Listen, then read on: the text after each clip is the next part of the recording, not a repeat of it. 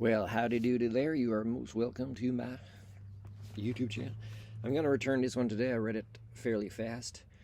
I was all excited to read this book. Like, the drawings are pretty sweet, and, this guy is like, he's talking inside about how cool he is a writer, how cool he is interacting with his friends, how awesome he is. But I gotta say, man, it was a sloppy, lazy ending. Even the drawings, but again, the drawing is based on the writer who decides what the panels will be in their written descriptions. But it's like so sloppy at the end. It's like even the drawings almost like there's some missing that don't make sense. It's really like it was really, oh man, she's so beautiful, this girl. But she's got strategy in her tattoos. Oh yeah, I don't know if I should show you this. Well, this is okay. This is not like R-rated or anything like that, but this is like an adult graphic novel.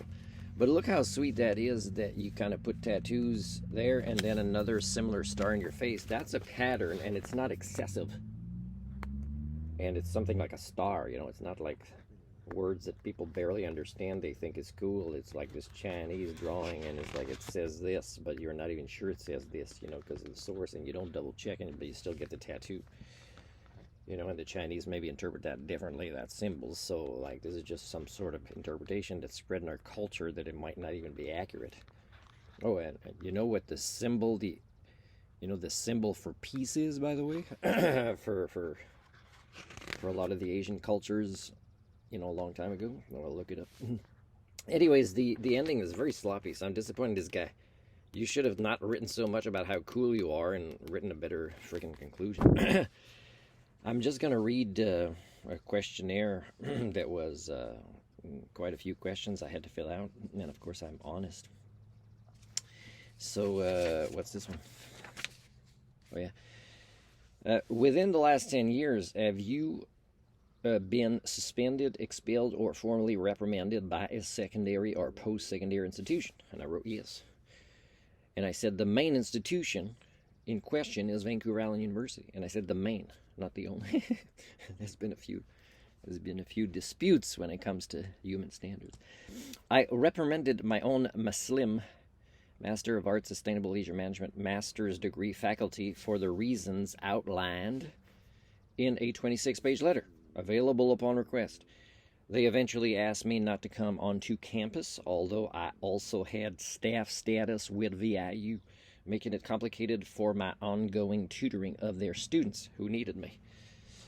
After time had passed, they allowed me entry again, while still never replying to the points argued within my letter, because it was probably beyond their levels of education. Their global university ranking has kept dropping since then. Yep. Have you ever discriminated against someone at work? Well, I don't get a chance. I don't have work. Because of their race, something you're born with is a skin color, and it can vary over time, like exposure to the sun, for example, or diseases. But that there's no races, right? It's just a skin color. It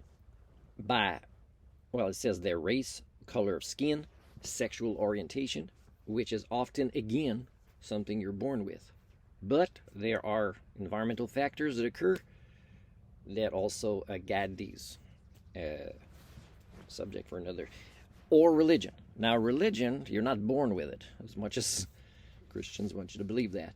And you're indoctrinated, brainwashed, right? You enter this cult, right? And I'm not just talking about Christianity, pretty much everything. And but the thing that's different with religion, though, is it causes behaviors to occur, right? With these patterns of religion. So a skin color, may cause a response in certain cultures where, let's say, you're treated a certain way for your skin color and then you respond a certain way. But I mean, like, religion is very different, that you can assess somebody and judge somebody in that way. Because, for example, if, you have a conversation with somebody and this is the right thing to do, right? Because you believe in human rights, they believe in this definition, that applies to this situation, to that person, let's say, that woman, let's say, that might not want to have that baby where she got raped or something. And do you believe that she has these human rights like you do? And here's the same description, human right, but I'll apply it to you in this way that applies to you. Do you believe she has that? Yes. All right. But then when you see their religion somehow reverses that, that's definitely a way you can judge somebody. I wouldn't say discriminate, but when they're suddenly incongruent, inconsistent, and they pick and choose things, you can discriminate. Hey, I'm not giving you a job because of your religion. And again, this is not related to something somebody is born with and they have no choice. I mean, they could have been, brainwashed pretty bad by their parents and the community they go to. But the thing is, though, is eventually at a certain age where they get work, especially work as important as this, you can kind of discriminate, but it's a cultural thing. It's a behavioral pattern of that individual, and it's something definitely that is okay to judge, in my opinion. So my response to this is, I do not believe that our species has different races.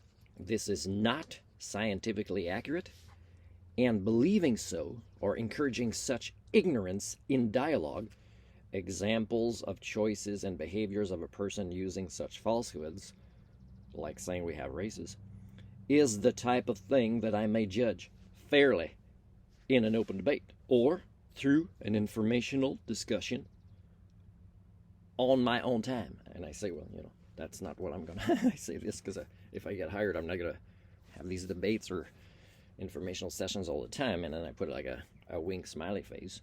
It's the only time I respond with that wink smiley face.